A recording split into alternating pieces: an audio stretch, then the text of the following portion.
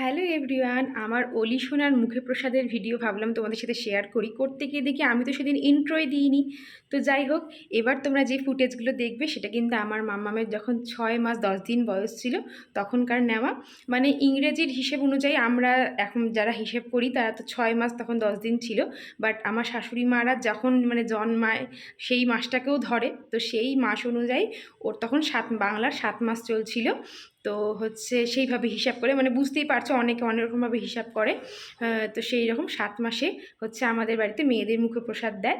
তো সেই জন্য মুখে প্রসাদের অনুষ্ঠান আমরা মালদা রূপসনাতার মন্দিরে গিয়ে দিয়েছিলাম। আমার খুব ইচ্ছে ছিল যে সেখানে গিয়ে দিই, আমি কিন্তু কোনোদিনও সেখানে আগে যাইনি, ফার্স্ট টাইম সেখানে গিয়েছিলাম এবং আমার মামামের মুখে প্রসাদ দিয়েছিলাম। তো চলো তোমাদের সাথে শেয়ার করি দিনটা আমরা কেমনভাবে কাটিয়েছিলাম। হ্যালো বন্ধুরা, আজকে আমার মেয়ের মুখে প্রসাদ। এই যে আমাদের প্রিন্সেসকে নিয়ে এসেছি আমরা মুখে প্রসাদ দিতে। এই দেখো, ও এক্সস্টেড হয়ে গেছে, এতটা রাস্তা জার্নি করে এসছে, তো একটু বসো, ঠিক হয়ে যাবে, তাই না মা? এই ঠাম্মির কোলে এখন গোটা মন্দির ঘুরে দেখছে। এই দেখো নন্দলাল, নন্দলাল, ওরে বাবা রে। মন্দিরে আমাদের পুজো ছাড়াও আরও অনেকগুলো পুজোর অন্নপ্রাশন। এই যে দেখো সবাই ফুল টুল নিয়ে এসে, আমরা ফুল টুল আনিনি। এই দেখো একটা ছোট্ট মামা, এটা মাম্মাম না পাপা গো? মাম্মাম কিন্তু প্রথমের দিকে একদম ব্রেভ গার্লের মতন চুপ করেছিল। হ্যাঁ, কারণ নতুন মানুষের কোলে উঠেছে, ও কিন্তু কোনো কান্নাকাটি কিচ্ছু করছিল না। ঠাকুরমশাই কি সুন্দর ওকে সব কিছু মাথায় ফুল টুল ঠেকিয়ে মুখে প্রসাদ দিচ্ছিল, সবই ঠিক ছিল। হঠাৎ কোনা থেকে আমাকে দেখতে পেয়ে কাঁদতে শুরু করলো। আসলে আমি ওর সামনে ছিলাম না, কারণ মা বাবাকে কিন্তু মুখে প্রসাদের সময় দেখতে হয় না। তো সেই জন্য এই ফুটেজটা আমার বোন নিয়েছে, একটু তোমাদের সাথে শেয়ার করলাম। এই স্পেশাল মুহূর্তগুলো ক্যামেরাবন্দি করে রেখেছি, তাই তোমাদের সাথেও শেয়ার করলাম। আমার কাছে তো এটা খুবই স্পেশাল দিন, আমার মেয়ের কাছেও তাই। কিন্তু মনের এক কোণে এই আনন্দের মধ্যেও একটু দুঃখ ছিল, কারণ আমার মাম্মামের পাপার সেদিন খুবই দরকারি একটা কাজ ছিল, সেই জন্য ও আসতে পারেনি। তার জন্য ওর পাপার আর আমার দুজনারই খুব মনটা খারাপ ছিল। আসলে এই দিনটির পরে আর কোনো শুভ দিন সেরকম ছিল না, আর তারপরে একদম শুভ দিন ছিল দুর্গাপুজোর পরে। তো তাহলে তো অনেক দেরি হয়ে যেত, আর সলিডটা তো স্টার্ট করতে হবে, ইন্ট্রোডিউস করতে হবে, কারণ আমার মাম্মামের ওয়েটটাও একটু কম ছিল।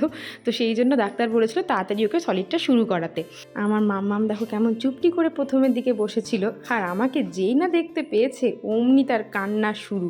আর এই দিন যেহেতু অনেকগুলো মুখে প্রসাদ ছিল, তাই মন্দিরে হয়তো কেউ কোনো একটা ফ্যামিলি সুন্দর করে বেলুন দিয়ে সাজিয়েছিল। তো যাই হোক, একটু ডেকোরেশনে হয়ে গেল। আসলে ভগবান চাইলে সব কিছুই হয়ে যায়। আমাদের ইচ্ছে ছিল পরে একটা ছোট্ট করে অনুষ্ঠান করার, কিন্তু কিছু কারণে সেটা আর করে ওঠা হয়নি। তো সেই জন্য মাম্মামকে সেদিন আর আমি ভালোভাবে সাজাইনি, ভেবেছিলাম অন্য আরেক দিন যখন বাড়িতে করব তখন সাজিয়ে দেব। তো যাই হোক, সেটা যখন হলো না, সেই ইচ্ছেটা ভেবেছি জন্মদিনের জন্যই তুলে রাখি। আম্মাম তো তখন কাঁদতেই ব্যস্ত, ও আর কি তুলবে, তারপরে কোনো রকমে একটু মনের অজান্তেই পেন ধরেছিল।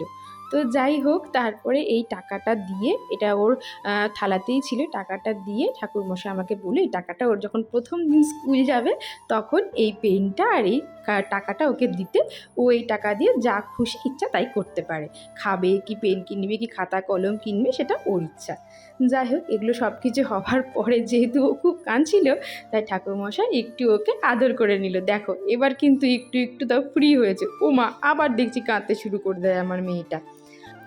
ওর ঠাম্মি তো আগেই ওকে আশীর্বাদ করে একটা সোনার মালা দিয়ে পরিয়ে দিয়েছে আশীর্বাদ দিতে।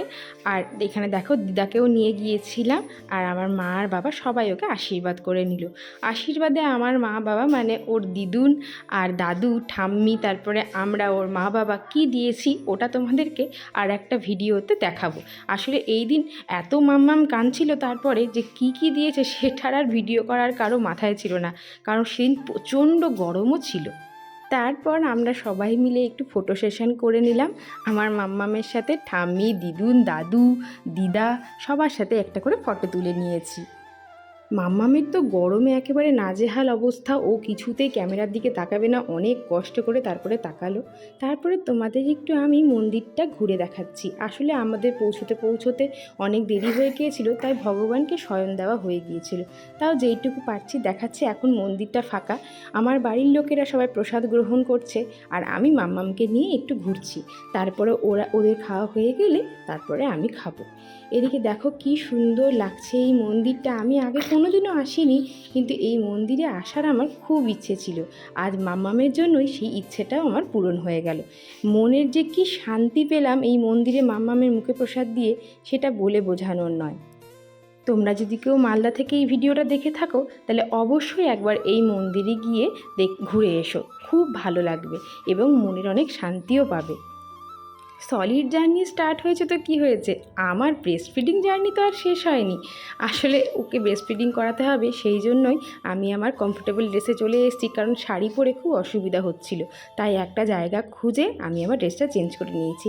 এবার চলে এলাম যাওয়ার পথে, কিন্তু খুব আনন্দ করেছি, খুব মজা করেছি, মনে অনেকটা শান্তি নিয়ে আজ বাড়ি ফিরলাম। তোমাদের ব্লগটা কেমন লাগলো অবশ্যই জানিও।